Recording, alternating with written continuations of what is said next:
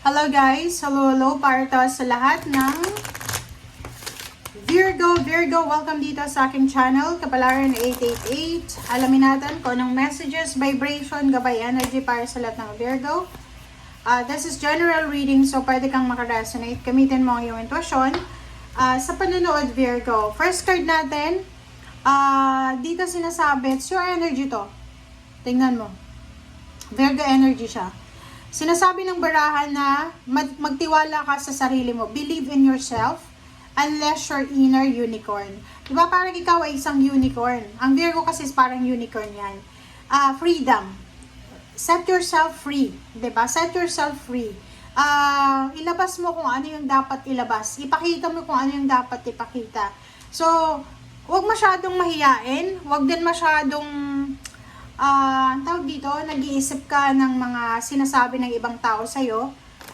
Ipakita mo sa buong mundo, Virgo, kung ano yung kaya mong magawa. Magtiwala ka sa kakayahan mo. Magtiwala ka sa sarili mo. Okay? Okay. Okay, it's a destiny daw. Diba? So, it's a completion. Karmic completion. Sinasabi ng baraha sa'yo dito, Virgo, na tapos na yung paghihintay mo. Ito na yung naka-destiny, ito na yung tamang panahon, ito na yung tamang pagkakataon para simulan mo na ipakita sa mundo kung ano yung kaya mong ipakita. Okay? So, naka-timing na, ngayon ang tamang oras, ngayon yung tamang panahon. Huwag ka nang mahiya, huwag ka nang magdalawang isip pa.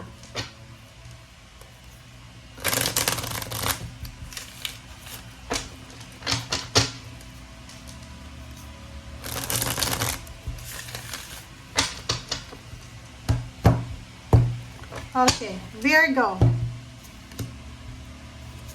Okay, Virgo, sinasabi ng baraha sa'yo dito, ihanda mo ang sarili mo, Virgo, lalo kung single ka, never been in a relationship, or dating may karelasyon, kasi isang love offer ang posibleng matanggap mo.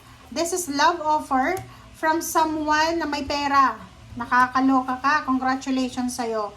Isang financially stable, is either same energy mo, Earth signs, Virgo, Capricorn, and Taurus, or any zodiac sign siya na financially stable.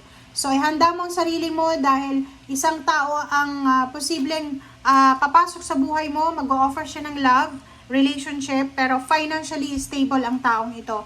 Pwedeng may edad na siya sa'yo kung babae ka, or siguro mas may edad ka kaysa sa kanya.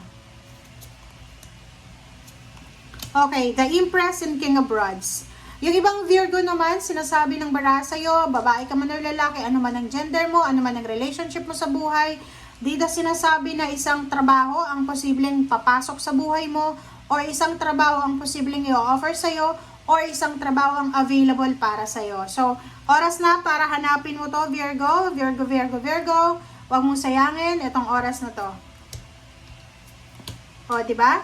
Sinasabi ng baraha ng Virgo na aarangkada na yung success mo. Parating na yung stability, balance, prosperity, and abundance. Ito na yung tamang panahon.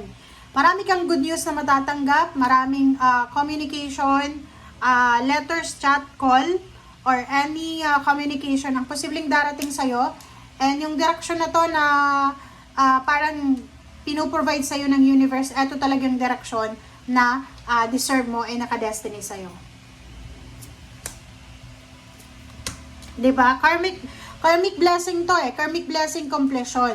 So, sinasabi ng barahan sa Virgo, na oras na Virgo para talaga mag-travel ka. Sinasabi ng barahan na pwedeng long distance travel. May iba sa inyo dito, Virgo, na may pagkakataon kayo na makapagtrabaho sa ibang bansa or makalipat ng ibang location, or makaalis dyan sa stagnant situation na yan, and makaalis ka dyan, makapunta ka doon sa lugar na balance, stable, and secured. So, ano pang hinihintay mo? Kasi naka-destiny na to Pwedeng pangingibang bansa to, guys. Oras na, di ba? So, oras na, maghanap ka na ng agency, maghanap ka na ng mga requirements, ganito, ayusin mo na, kasi sinasabi ng baraha sa'yo dito, it's destiny. Di ba? Nakatadhana siya. Okay. Another one is relationship. Isang exciting na partnership, collaboration, relationship, intimate, friendship, acquaintance. ang posibleng darating sa buhay mo, Virgo. So, ganun din. Nakikita ko sa'yo dito in the coming months, napapaligiran ka ng mga like-minded individuals, napapaligiran ka ng mga tao na pare-pareho ng mindset mo, and mga tao na pwedeng makatulong sa'yo. Okay, next card natin is Knight of Swords, and then, diba, kakasabi ko lang ang daming balita, guys. Ace of Swords, Eight of Rods, Six of Swords, Ace of Rods, diba? Ang daming balita dito, ang daming good communication, ang daming offers, ang daming availability para sa'yo.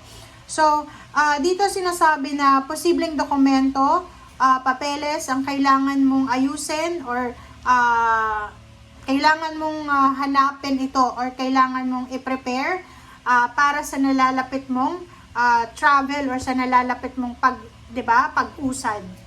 Okay, Five of Swords. Ano ba yun? Kailangan may give up.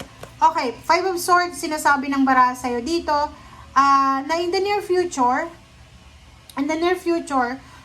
kung in a relationship ka sa ngayon, like may asawa ka, may live-in partner, tapos yung karelasyon mo, siya yung hadlang sa pangarap mong pangingibang bansa, or pangarap mong pagtatrabaho sa ibang lugar, sinasabi ng barahan na as much as possible, kailangan mong i-prioritize yung kagustuhan mo, hindi yung kagustuhan ng partner mo, ng asawa mo, or ng parents mo.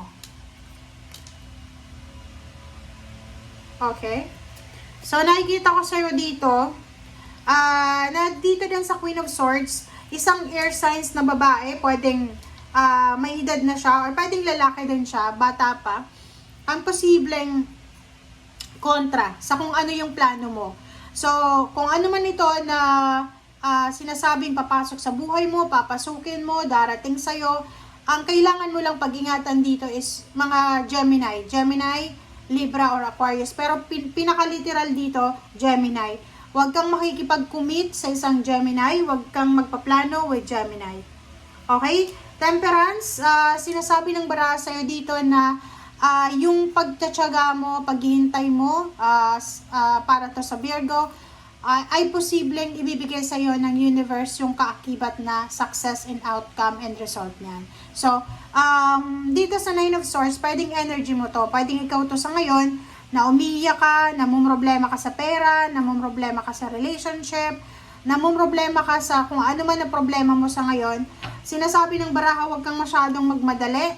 Okay? Be patient. Hintayin mo yung tamang panahon, hintayin mo yung destiny mo, kasi on the way na siya 'di ba? On the way na siya, malapit na yung pagsisimula. Malapit na yung pag-usad ng barko mo, ng buhay mo. So, konting tiis pa, konting prayer pa, and konting tiyaga pa. Thank you guys for watching. Bye!